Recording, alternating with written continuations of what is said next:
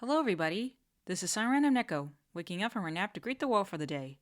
And by greet, I mean revisit Tron Legacy, a visually stunning film from 2010, just because I felt like it, and totally not because I refused to watch a certain film being headlined by a certain actor, as nothing about it gave me the desire to pay money to go watch it. Not even the soundtrack, which I can always listen to online for free anyways, so yeah. Thanks for coming to my TED Talk, and let's get back to our regularly scheduled program now. Sam Flynn, the son of famous video game developer Kevin Flynn, has been haunted by his father's mysterious disappearance for 20 years. One day, a strange signal draws him to Flynn's arcade, and he's pulled into the Grid, a magnificent cyber world ruled by the malevolent program Clue, and the same world in which Sam's father, its creator, has been trapped all this time.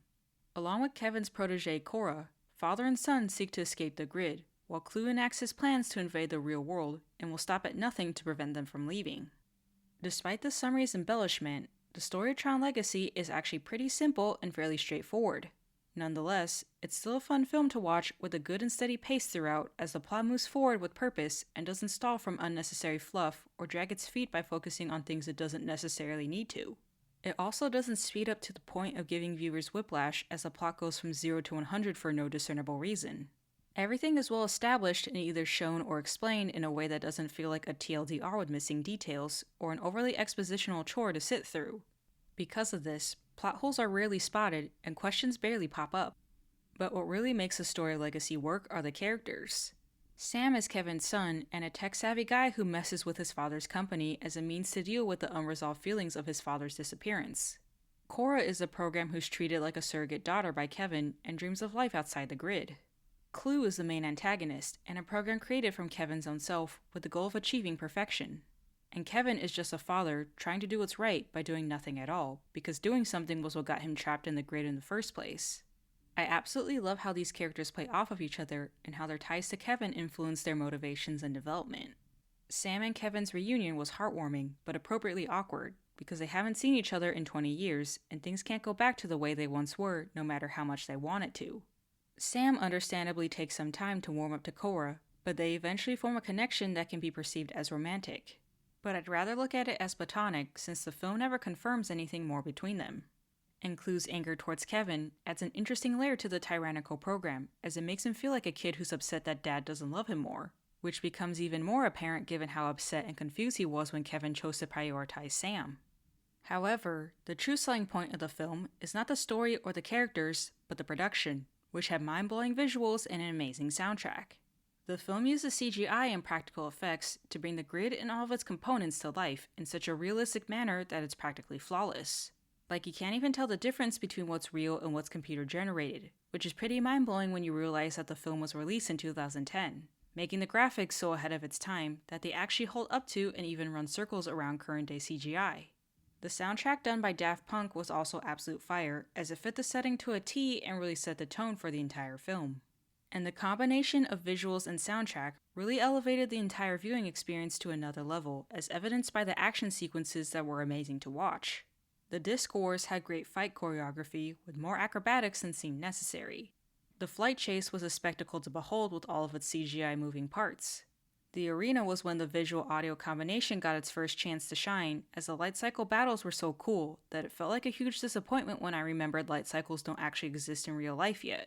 But that's okay, because if we're already getting closer to a real-life lightsaber, then surely one day we'll be able to build real-life light cycles and no longer need to settle for the ride at Magic Kingdom, right?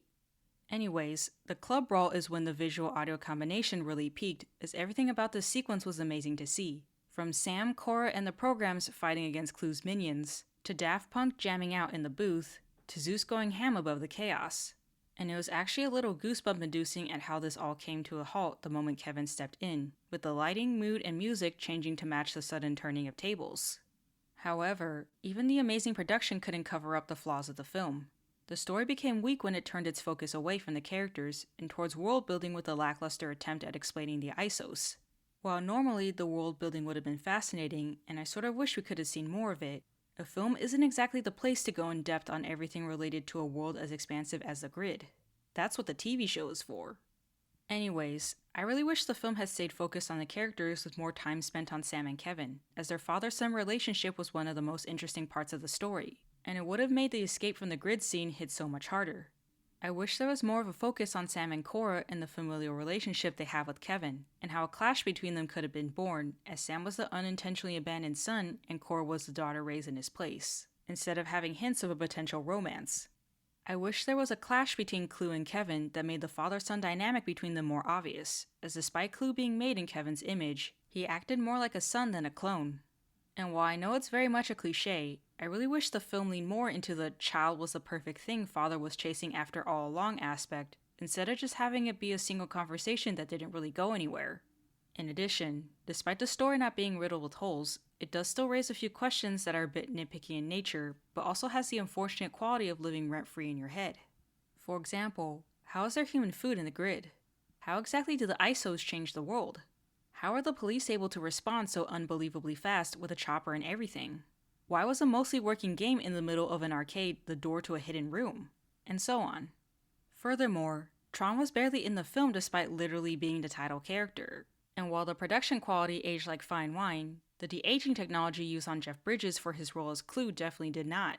Granted, this was back in 2010 when the technology was still finding its footing, so it makes sense it sucked. But given the high quality of every other technological aspect, this does not get a pass. Overall, Tron Legacy gets a B+. If it weren't for the amazing production value, it would have gotten a C for being a solid and ambitious but flawed film. Nonetheless, Tron Legacy was a fun journey from beginning to end, cliches and all. The mind-blowing visuals of the grid were ahead of its time, and aged so well it can still run circles around CGI of the current day, though the de-aging technology was definitely a sign of the times. The soundtrack by Daft Punk really set the tone of the film and elevated the action sequences to a whole new level.